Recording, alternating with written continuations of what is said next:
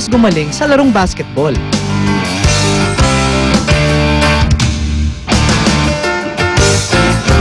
Basketball. Pero Oo nga. sport to the next tayo, Di Mare. ba naman tayo sa biking, Mare? That's Pero right. ito, new and improved na dahil actually mas ano siya, green in nature. Ano ba ibig sabihin Yes. ng green bamboo bikes at bakit? That's right. Kaya kasama natin ngayon para makausap tayo about BAM bikes. Ang cute yung bamboo bikes. BAM bikes. Kasama natin ngayon si Brian McClelland. Yeah, Or McClelland. McClelland. Kaya nga, hindi ko alam kanino ka talaga. Okay, Brian McClelland is a Hi, bamboo good morning. builder. Magandang umaga. Yeah, bamboo bike builder. Good morning. Bakit bamboo bikes? Well, yung idea ko was to really have a new product for sustainable development. So yung work before was a volunteer with Gawad Kalinga. Okay. Ngayon, my grupo, si CSI, yung Center for Social Innovation. And yung bamboo bikes are an idea for creating jobs dito sa Pilipinas. So, yung native materials, native lahat, yung abaca, yung kawayan, yung labor, pang-export sa US para create sustainable livelihood development. So talagang trinain niyo yung mga Pilipino, yung mga tao dito para gumawa nito at para mabenta natin. Oo. Kikita naman sila, di ba? May trabaho sila. Mahirap ba gawin ito? Medyo mahirap. Matagal ang process, parang harvest at saka treat yung kawayan. Tapos, para ginawa, kailangan 1 week per bike per builder. Wow. So, matagal ang process para ginawa. So from beginning to end, yung isang builder na yon can make all the parts of the bike. He knows how to make all the parts. Yung batalya lang. Okay. Lahat ng components, pwede yung standard component. Okay. So, yung company ko, BAM Bike, ginawa yung batalya lang. At saka yung accessories, parang yung handlebars, yung upuan. So yung mga tao magtatanong ngayon, gaano ba katibay ito? Baka naman pagka sinakyan ko siya, masisira siya kaagad. Or is it, how hard is it? How tough is it? So, yung tensile strength ng kawayan is actually greater than Regular. mild steel. Parang parehas ang Wow. mild steel. At saka yung strength to weight ratio, stronger pa yung kawayan. So anong maximum load nito kung sakali? Pwede ba 300 pounds na lalaki? Pwede 2 tao, pwede 300 pounds ng mga lalaki. So yung confidence na okay. meron ka sa regular na bikes na pwede mo angkasan, di ba usually naman nag-aangkas yung sa regular. You can also do the same with a bamboo bike.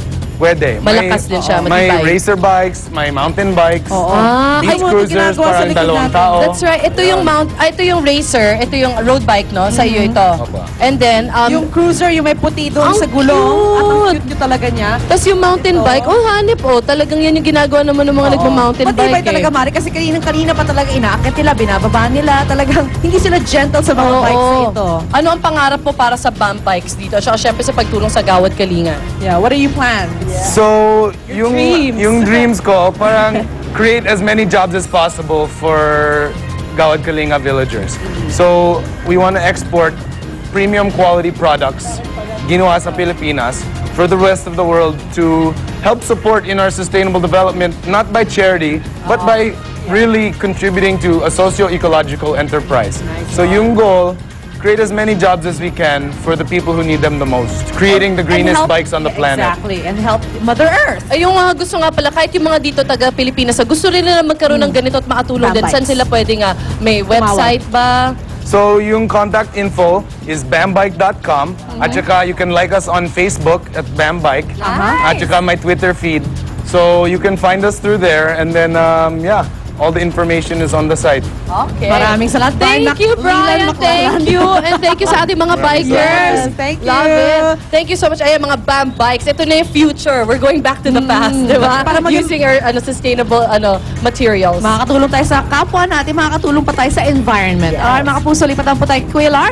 Nasa Cainta, Rizal siya. Football Lilit!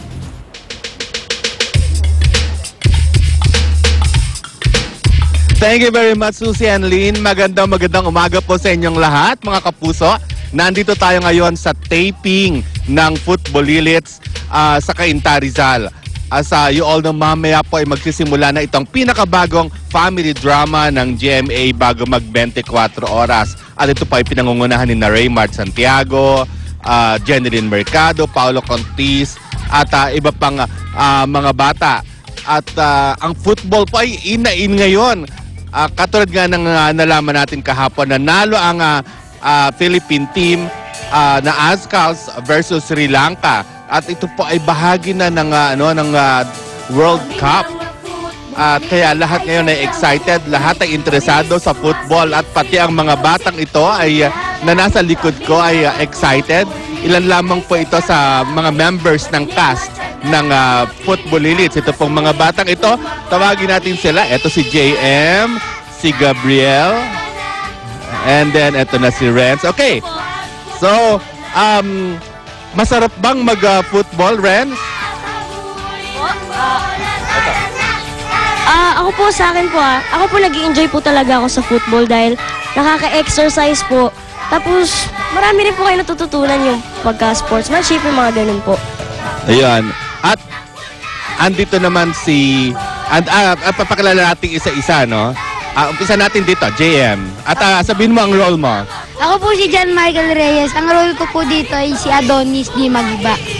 Abangan nyo na lang po yung mga gagawin naming dalawang magkapatid. Okay, ito naman ang nagbabalik from Starstruck Kids. Ako po si Gabriel Angelo M. Rojas. Ang role ko po dito ay kapatid po ni Adonis, si Prince Di Magiba. Ako po ay isang kapatid niya na bunso. Di ba binata na nanliligaw ka na ba? Wala po. Eto si Yogo. Yogo, sige. Ako po si Yogo Singh. Ang role ko po dito, ako po si Kiko Estrella. Naapi po ako ng mga to at nanay nito. Ayan, ito. Sige, Len. Ako po si Isabel Suya. Ang role ko po dito ay si Tetang. Okay. Apo po ako ni Tita Nova. Lola Nova. Lola Nova. Okay, so, Renz. Hello po, ako po si Renz Michael Valerio. Ang role ko po dito ay si Sherwin Portero. Bale ako po yung kumpare ni Kikoy. Kami po yung parang palagi nag-uusap, tsaka kami po yung mag-best friends. Yon. Ito pong mga naka-red, sila po ang mga member ng Football Elites. Sino man pong itong mga naka-blue na ipapakilala natin mamaya, sila yung mga Razkulits. So mamaya babalikan natin itong mga batang ito pagkatapos po ng ilang paalala. Babalik po ang unang hirit.